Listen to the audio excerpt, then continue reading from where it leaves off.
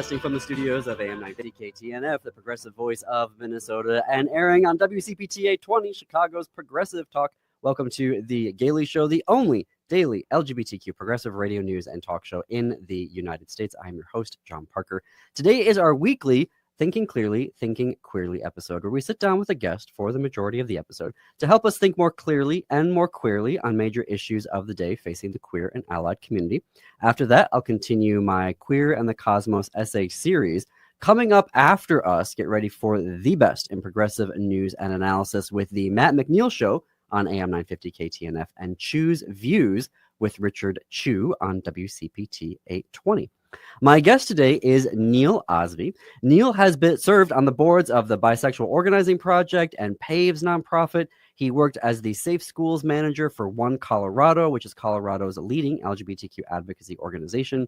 He is currently the Grant Development Specialist at Normandale Community College, and Neil is the founder and program director of the Visibility Impact Fund, which is what we're going to talk about today. So hello, Neil. Welcome to the Gailey Show. Hi, nice to see you, John. All right, so let's start with the Visibility Impact Fund. Can you tell us what is the work of this organization that you've created?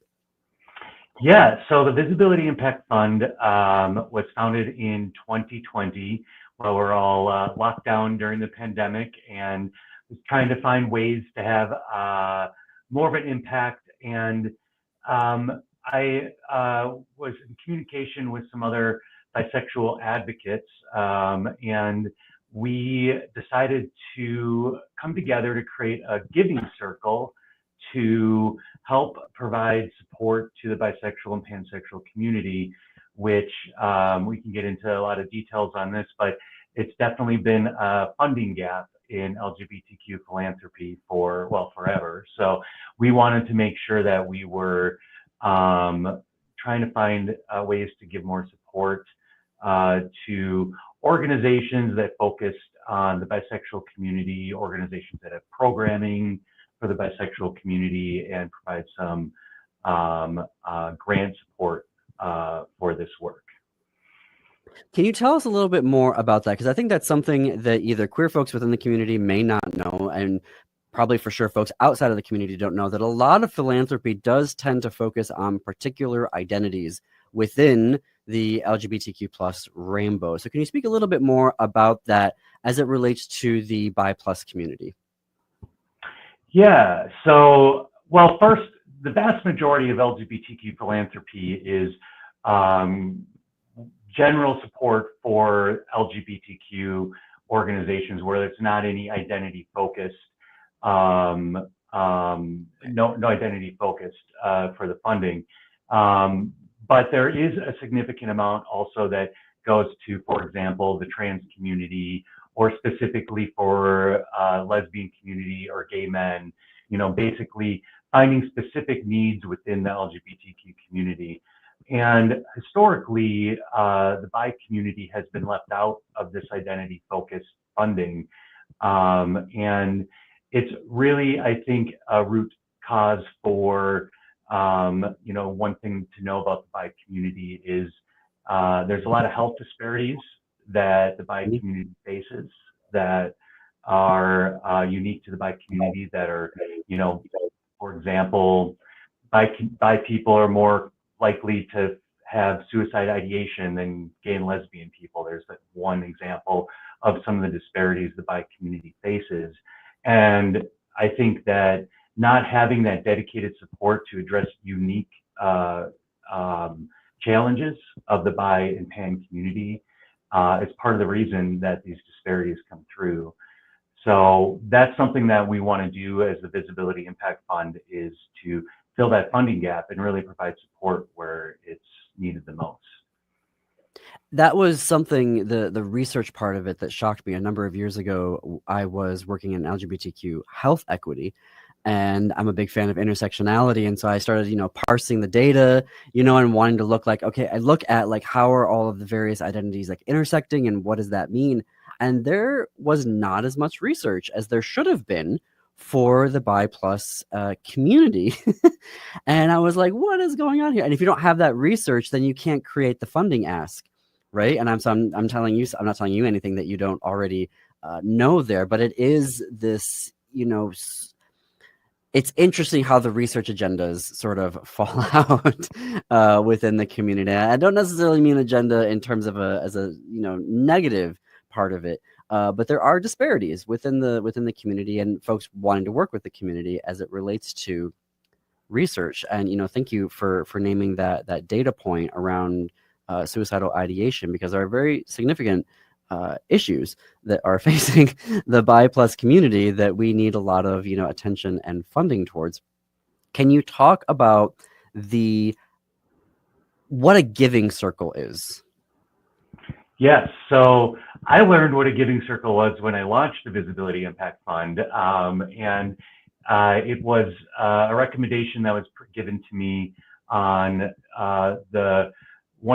sort of a great way to build community along with fundraising as well. And the idea of a giving circle is it's just very loosely and broadly, it's a group of people that come together to give money monthly to the same cause.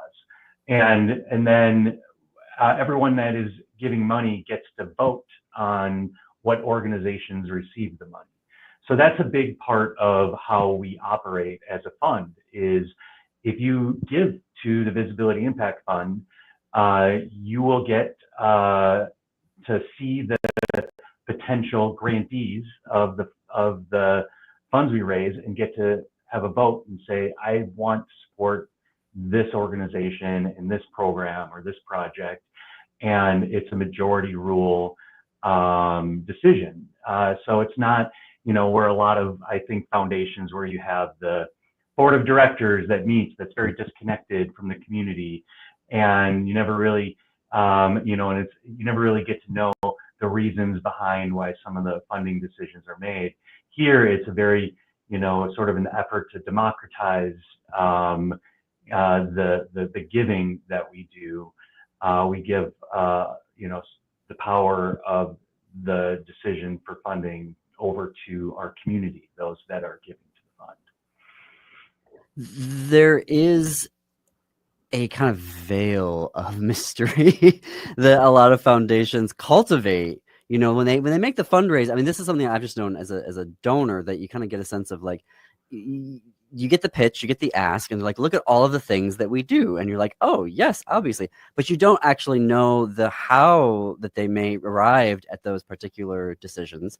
And sometimes you look at their grant applications and you're like, yeah, but what do you really mean about that? And I know this is literally what you do, is developing grants and writing for them. So I know that, that's something that you're very familiar with. So when we first met and you were telling me about giving circles and how they function, I just thought that was so cool to have the ability to say, not only am I going to donate to the Visibility Impact Fund, but I have the opportunity to then shape how those dollars are used, and also be able to see, because sometimes donors don't necessarily get to know the needs of the community because they're not looking at the grant applications, So not only is there democracy in your process, but there's also consciousness raising, I guess, if you will, to borrow a term, where the donors get to really see, these are the needs, here's the research, here are the asks, here are the people doing the work, which I think is just absolutely phenomenal for community building on so many levels. Yeah, that's really what we've seen too. And, it's really great. One thing that we're trying to do more of, I mean, we're still a pretty young fund, so we have a lot of growth in front of us. But one of the things we really are wanting to do more of is bring together those that are giving, our giving circle members and our grantees into community. And we started an event to kind of help do that. Yeah. Tell us more about that. Yeah, so it's a series we're calling By Community Ripples is the name that we've given it. And we've only done a few of them so far, but they've been just such positive feedback from them, where we can bring in organizations that are receiving our funds, and they talk about what they're doing with the money and like how it's having an impact in their community and get to meet with not just people who are giving to the Giving Circle, but anyone in the community. It's open to the public. So anybody can come and participate and be in the audience for a panel discussion with our grantees. And particularly so far, it's been attended by our donors and those that are giving, so they can hear directly from our grantees and sort of see and really kind of build that community, like you're mentioning. That's a really main focus of our fund, because that's one of the reasons for the disparities in the bike community. Is really that struggle to find that community sometimes when you're not feeling included in gay and lesbian spaces and not feeling included in heteronormative spaces, and you're really kind of grappling with that, where's my community? So we wanted to make sure that the Visibility Impact Fund was leading and trying to make a difference in that. Absolutely. Yeah. Absolutely. There is so much erasure, unfortunately, that happens for bi folks within the larger community, and even organizations that you would think, okay, well, you're an LGBTQ organization, like, why is this happening? That's a whole other conversation, I think, for a different show. I want to learn more, though, about this. So you're bringing democracy into the process. So is it just like a 50% plus one that makes the decision? Like, is it majority votes? Like, how does the democracy part of it work? Yeah, so we have, so far, what's worked the best is to do basically a ranked choice voting system. We're trying to figure out the best way to do this because of wanting to make sure that we were as fair as possible to our applicants. And that seems to have been working the best. So people can go through and basically rank, if we have, sometimes, for example, we might have 10 applicants and we're going to award 4 grants. And so everyone can rank them. And we use a couple different platforms, ranked choice voting platforms, that do all the math for us on that. I want to bring that up again because I absolutely love ranked choice voting. We're talking with Neil Aasve, founder and program director of the Visibility Impact Fund. I need to fit in a break here. We're going to have more with Neil on the flip side. Continue the conversation with us on Blue Sky. We're at thegayleyshow.org on Blue Sky. Stay tuned. More after the break.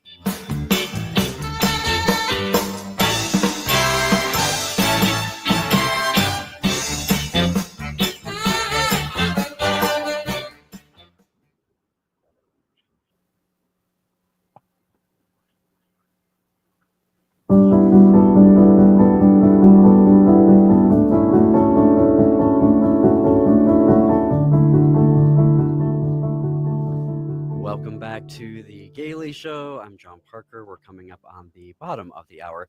This is our weekly Thinking Clearly, Thinking Queerly episode, where we sit down with a guest to take a deep dive into an issue facing the LGBTQ and allied community. Today, my guest is Neil Aasve, philanthropic leader and founder of the Visibility Impact Fund. We were talking before the break about how the Visibility Impact Fund is a giving circle, and how members or folks who donate are then get part of a democratic process to determine who gets the grants in a given cycle. And you all, Neil, you were talking about ranked choice voting, and I absolutely love ranked choice voting because it makes sure that your preferences, right, and your vote always counts. You know what I mean? Like, you're not just voting once, and if your preferred candidate or your preferred grant doesn't get it, then you're sort of like, oh, well, there's that. So I love that you all are using ranked choice voting, and I imagine that I would assume that it helps continue to build the community building. But maybe, tell me more about the ranked choice voting process and what it does for your organization. Yeah, I think what it's really done is it's really helped. I think, like you said, it doesn't. If somebody wants has a preference for an organization, but feels like it might not get the majority, and then it just doesn't get put into the equation. It allows, I think, everybody's preferences to get measured, and a better idea of exactly what the community wants and what the community is wanting to support. So we've found it to be a really great system for us, and kind of help us determine, between a lot of, it's really hard as a newer fund, and well, any size fund really, you can't support all of the great projects that people are applying for and funding for. And so it's, I think, a great way to sort of help that decision-making process be representative of what the community wants. So yeah, no, I mean, it's been going really well so far for us, I think. And I imagine as you're tracking like the number, like how does it, I guess it would be your first choice votes, but if your first choice votes don't move forward, I guess what I'm saying is it is a complicated way of saying that. It also kind of lets you be able to track preferences as you're going along to then either give feedback to applicants, but also to kind of inform future postings, right? Yeah, I think so. Yeah, I think it does. It definitely does, I think, help inform not just the current grant cycle we're in, but future ones as well. Yeah. So when you got started, talk to us about the interest from organizations that were applying to the Visibility Impact Fund. Like, what were those initial awardees working on? Yeah. Well, so when we launched, I have to say first off that the response from the community in terms of donating to the Giving Circle was a million times more than I expected. I thought it was going to be really small, few $100s here and there. And we just got such an overwhelming response from people in the community that wanted to provide financial support for this work. So that was right out of the gate, really exciting. In the first days of launching this, we were getting a lot of donations. And so that was really exciting. And that allowed us to, like 6 months after launching the organization, to have our first grant cycle, and which was in 2021.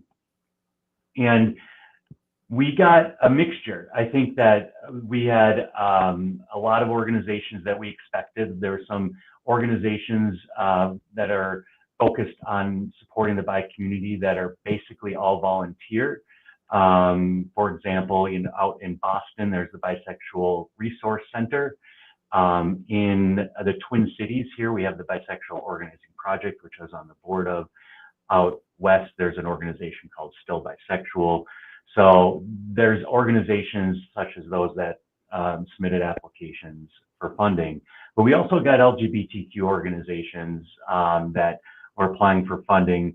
The one note that we made from that is there was a recognition that we needed to educate, I think, applicants on what we mean when we say identity focused for the bi community, what we mean by bi-specific funding, because there was some misunderstanding around that, which we've worked to try to clarify. I'm here with Neil Aasve, founder and program director of the Visibility Impact Fund. Tell us more about that, Neil, the clarity that you're providing for folks. Like, if I am an organization and I want to apply during an upcoming grant cycle, like, what should I be thinking about? Yeah, so we got a lot of applicants that were basically noting there were bisexual and pansexual people in their community and in the community they served, without really highlighting what they were doing as an organization to have a positive impact on the bi community. So we put together basically a rubric that we put out to organizations to say, one, we want to see, how are you making the bi community visible in your work? So visibility was one metric. And what does that mean to you to make the bisexual community visible? Are you, for example, it could be as simple as, is your bi flag among the flags or the swag that you have as an organization? If you're doing a tabling event, is there bisexual representation there? We also want to talk about what kind of intent and impact your organization has. So intent and impact is sort of another area that we want organizations to speak to if they're applying for funding. That means that, are you intending to make community for the buy folks, or intend to make a positive impact in the community, make a difference in disparities that are unique to the buy community, and what is the result of your intent? And then lastly, representation and leadership, something as simple as that. Who is leading your organizations? Are there any bisexual, pansexual people in decision-making roles in your organization? So those are the types of things that we look for. It isn't saying you have to hit everything on all of these areas, but it gives a little bit of framework, I think, of what we mean when we want to fund by focused work. Absolutely. I have to fit in another break here. We're going to have more with Neil Aasve, founder and program director of the Visibility Impact Fund, after this break. Speaking of breaks, with corporate media, too much corporate media, bending the knee to MAGA, support for independent news and talk is more important than ever. So listen to these advertisers and sponsors in our breaks. Give them a shout out on your social media for supporting independent and progressive media. Even better, do some business with them. Tell them that you heard about them on The Gailey Show on AM 950 Radio, the progressive voice of Minnesota, and WCPT 820, Chicago's progressive talk, where facts matter.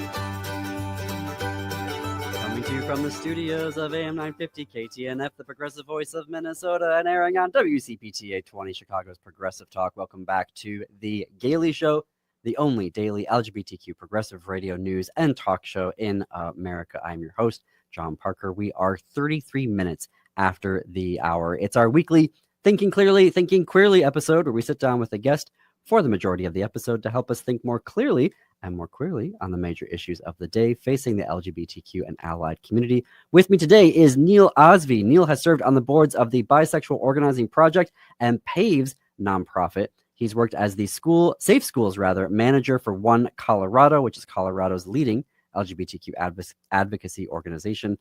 Neil is also the grant development specialist. Let me make sure I've got that correct. Yes. Grant development special at Normandale Community College. My notes are zooming all over my laptop right now. He is also the founder and lead program director of the Visibility Impact Fund, which is what we were talking about today. Neil, there was a report that just came out at the end of June, which was eye-opening, to put it lightly. It was the LGBTQ Funders Report. They analyze data from every year about where funding is going. Because data comes in slowly, the most recent report was on 2023. And there was a bit of a shock in there that philanthropic donations to LGBTQ organizations dropped 22% year on year from 2022. I can only imagine what your reaction was to that. Yeah, I've been following this report for many years. It's actually, to be honest, the report where I first discovered the data around the lack of funding to the bi community, which was, something that, I wanted to, so I'm always interested in the new report coming out for this. And this is the first time that I've ever seen a drop like this in Really? funding. Yeah, this is, I think there has been a couple other drops over, you could go back far enough, but this is a really big deal. This is a very significant drop in funding for the LGBTQ community. 22% is, in already, when you think about in terms of philanthropy for all causes in the country, LGBTQ funding is already not one of the, it's pretty low already. There's a lot of work to be done, even without having a decrease that we saw for 2023. And that 22% decrease means, especially during a time when there's more need, I think now more than ever, to support the LGBTQ community. So I think it was, like you said, very eye-opening, and I think there's going to have to be a lot of conversations around how we can turn it around.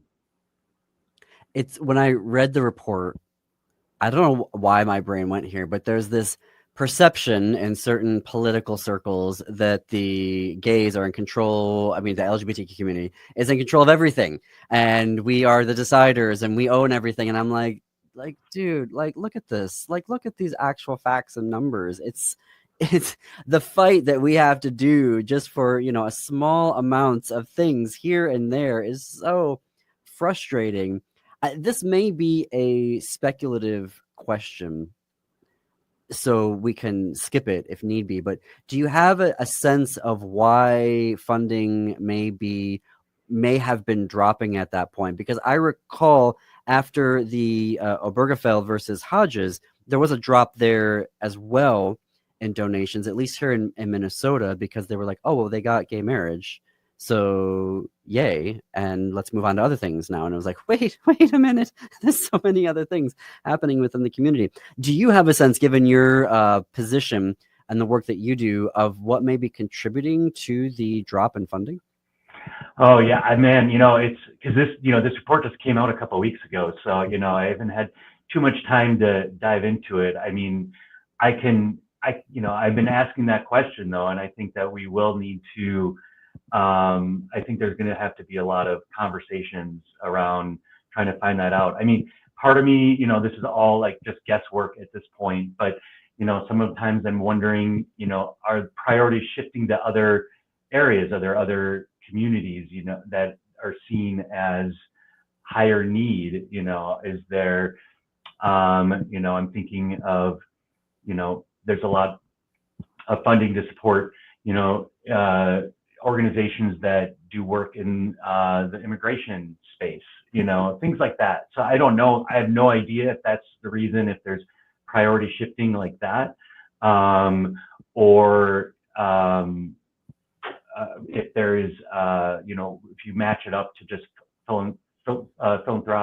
philanthropic support for organizations more broadly, how that matches up. But yeah, I think that the fact that, this came out a couple of weeks ago, and I think that there's gonna have to be a lot of, kind of diving into this and digging deep into figuring out exactly what's going on, because this hopefully won't be a trend. We don't have last year's numbers, 2024 numbers. Like you said, it's always kind of a delay on getting the reports in. So, if 2024 is the same thing and it becomes a trend, that's gonna be not a good place to be. Right. I mean, we'll get 2024 analysis in 26, because there's a lot of data to go through. So it's not like, oh, yay, here's the numbers, and then we can report out on it. There's a lot of data, and we're so grateful that we have an organization that's doing this. I'm going to be worried about 2025, given how many corporations and mega donors have, been bullied into censorship and pulling their support. I mean, we saw that with Pride festivals all throughout America this year, where corporations were just pulling out and saying, no, we're not going to do this anymore because we don't want to be attacked by the administration. And yet they get attacked anyway, which is a whole. We cover that on other episodes of The Gailey Show. But I want to give a shout out to the Visibility Impact Fund for folks who are just turning in. It is the first ever grassroots grant maker to provide dedicated funds to BI+ communities. We're talking with the founder and program director of the Visibility Impact Fund, Neil Aasve. Your fiscal sponsor is the Social Good Fund. Tell us a little bit about them and the work that they do. Yeah, we've been very fortunate to have a great fiscal sponsor in Social Good Fund. Social Good Fund is they sponsor numerous organizations, and they allow autonomy for all of their projects, like the Visibility Impact Fund, So they're the 501c3 entity that allows us to operate our giving circle. So they it's a great relationship we have with them, and we're just really excited to be partners in this work. Absolutely. Yeah. So, speaking of 2025 and the political climate that we're finding ourselves having to live through, as the founder of the Visibility Impact Fund, what are you now? I mean, what is the organization now looking towards in the future? Like, as you're developing grant cycles, like, what is your thinking right now of how to approach the work that you're doing? Yeah, so this is, great timing for that question, because I just met with our team last week to have this conversation, and we're really excited to focus our efforts on fundraising right now. I think that was a decision we made to really we're all volunteer team, so we have limited capacity, but we want to make sure that given everything that's going on this year, that we really focus on growing our resources and growing our funds. So we're going to be launching a significant fundraising campaign in September, which will be our 5th anniversary this September. So we're going to be doing a 5th anniversary fundraising campaign to grow our giving circle and raise some more funds. Our goal is to have 2026 be our biggest year for awarding grants, both in quantity of organizations and dollars. So that's what we're focused on. We have some great members of our team that are excellent fundraisers. So we have some great ideas, and we're working on that right now this summer to launch in September our fundraising campaign. That's amazing. Yeah. It's amazing. How do you, I mean, so there's a great part of it in terms of the Aasve where you can say, hey, you're not just giving your money, you become a voting member, a ranked choice voting member, of being able to, view the applicants and to vote on their work. What else are you, maybe it's too premature since it launches in September, the official campaign. But as folks are getting ready, prepped for that campaign to launch in September, like what is your pitch to donors right now? Yeah, our pitch is, I think we want to, I think the focus on the bi community, when you think about the LGBT community more broadly, I think it's a really important way to be as inclusive with the funding as possible, because maybe a lot of people don't know this, but the bi community is over half of the entire queer community. It's, I think, especially younger generations are increasingly identifying with bisexual and pansexual, and I think we're over 60% of the community at this point, and face some of the greatest disparities. So I think if people are really wanting to have the greatest impact in positive impact in the LGBTQ community, giving to the Visibility Impact Fund isn't just going to support the bi community, it's going to lift up the entire LGBTQ community as well. And I think that that's something that is a message that I really like to put out there as well, is that by supporting the bi community, it's helpful for the entire queer community. Absolutely. As well as, I mean, I want to also to name for people that gender identity and sexual orientation are different. So there are a lot of, cisgender people who are bi plus. There are a lot of trans folks who are bi plus, a lot of non-binary people who are bi plus as well. So there is that intersectionality that is happening there. My executive producer, Jim Pounds, is always saying, he's like, there's all these the population demographics, right? That 10% or 11% of the population, right, is LGBTQ. And Jim is always saying, if everyone reported correctly that they were bi, then the majority of this country would be considered LGBTQ. And I'm like, that is a really interesting point to be making right now. Neil, I think that this has just been a great conversation. Thank you for the work that you all are doing right now. Is there anything that you want to else that you would like to share before we wrap up our time here together? Well, I think I would need to make sure I do a plug to donate to the fund. So if anybody listening wants to support this work, you can go to visibilityimpactfund.org. You'll see a button that says join the giving circle right on the top there, and you can donate to help us raise funds. Perfect.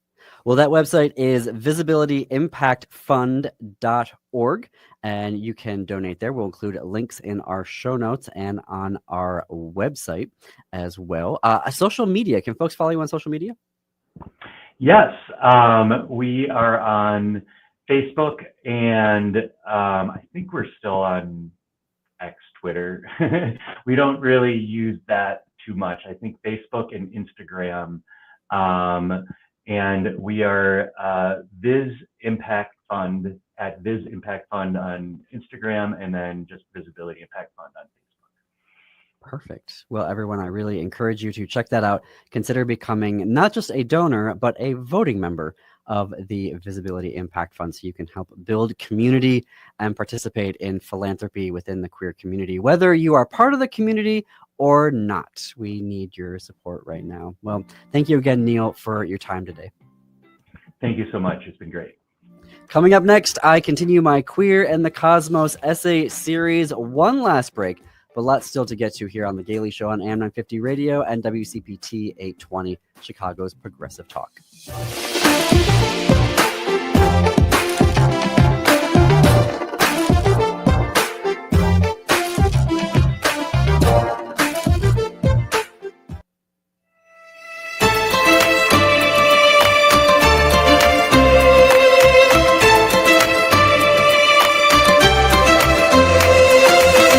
Welcome back to The Gailey Show. I'm John Parker. We're already coming up on the top of the hour. I close out our Thinking Queerly episodes with a weekly essay series that you can only find here on The Gailey Show. It's called A Queer in the Cosmos, an opportunity to look at queer life through the exploration of the cosmos and cosmos-related things. Here is the latest essay, Lightyear 19, Why Can't We Be Gay in Space? For the past two essays, I speculated about how queer folk should lead interstellar space travel, the human design of it anyway. In those essays, I noted how much of a fight there would be for queer folks to even be on those spaceships into the solar system and the galaxy. And right on cue, I came across an article that showed me how we queer folks aren't even allowed to go into space in an animated feature film. Despite loving Pixar as a teenager, having watched the original films in actual movie theaters in the 1990s, and having loved Pixar through my 20s, WALL-E and Inside Out especially, I haven't watched a Pixar film in years. I rationalize this as I have grown up somehow. And then I heard about a new film, their newest film. A film in which the main character is an 11-year-old boy who desperately wishes to be abducted by aliens because he doesn't fit in. Where have I heard that storyline before? The bullies are so toxic in the film they even injure our young hero's eye, and he has to wear an eye patch because of it. When I happened across the trailer online, something felt queer about it. This wasn't the misfit like Flick in A Bug's Life, who's really a political revolutionary, insisting there's a better life to be had free from dictators. This wasn't the dreamers like Remy and Linguini from Ratatouille, who pursue their passion and creativity in a discriminatory system that believes not only that a rat and a garbage boy can't appreciate and prepare fine cuisine, but they shouldn't because of who they are. This wasn't Merida from Brave or Mulan from Mulan, two young women who fiercely upend gender norms, demonstrating that, yes, we actually do construct gender. This here is a young boy whose understanding of himself is that he doesn't belong on Earth, but that he wants to belong somewhere, that he'll find acceptance out there, literally as far out as you can get. But once he's abducted into space, he starts to worry that while he originally thought the problem was Earth, maybe it's him. Is there something wrong with him as a human? Is he being a human wrongly? Well, it turns out my hunch was correct. While the film was not supposed to be a coming out story, Elio director Adrian Molina, a gay man himself, did include various clues in his original cut of the film suggesting that Elio was gay, including hanging pictures in his bedroom of a male crush. Pixar, however, was having none of it. According to new investigative reporting from The Hollywood Reporter, Pixar leadership wanted Elio more masculine, so those photos of a male crush in his bedroom were cut. So was Elio's passion for fashion. Even his environmentalism was cut.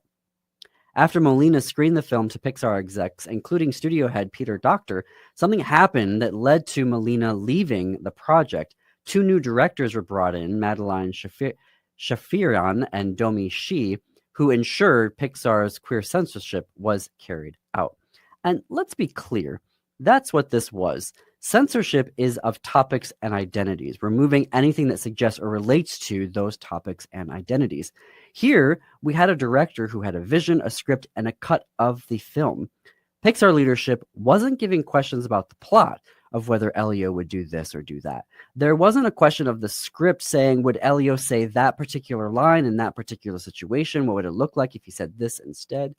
It was make Elio straight. Censorship of a topic. This is the Hays Code in action. The Hays Code was a set of content guidelines adopted in the 1930s and was in effect until the 1960s when a new film rating system was introduced. Any film that had content violating the Hays Code was squashed. It was self-censorship to stop the government from fully censoring Hollywood. And of course, LGBTQ people were not allowed under the Hays Code as they were considered quote-unquote sexual perverts. To get around the code, filmmakers began to code certain characters as queer, such as using exaggerated or feminine mannerisms, for men to suggest that they were gay. The use of negative stereotypes that everyone would recognize without actually naming that they were queer. Of course, the expectation was that all queer-coded characters would meet bad endings, i.e. die, giving rise to the trope kill your gays. If not dead, the LGBTQ characters had to be outright villains, also ideally dead at the end of the film. Free speech, let's be honest, doesn't exist for LGBTQ people. And instead of applying the First Amendment universally, the Supreme Court has perverted it to justify all types of discrimination against the LGBTQ community.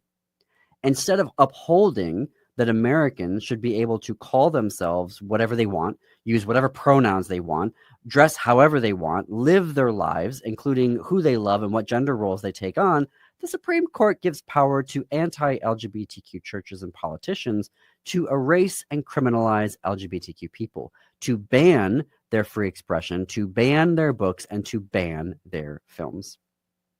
In 2025, we cannot have an animated film about a queer kid who wants to be abducted by aliens and travel in space because he feels there's something wrong with him, with who he is.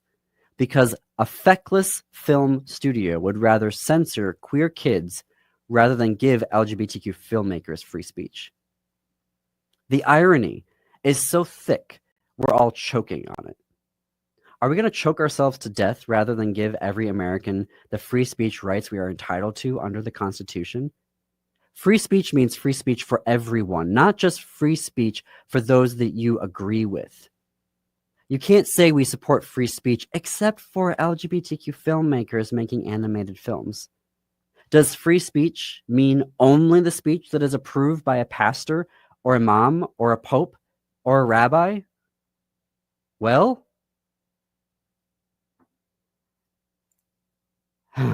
thanks everyone for joining us today.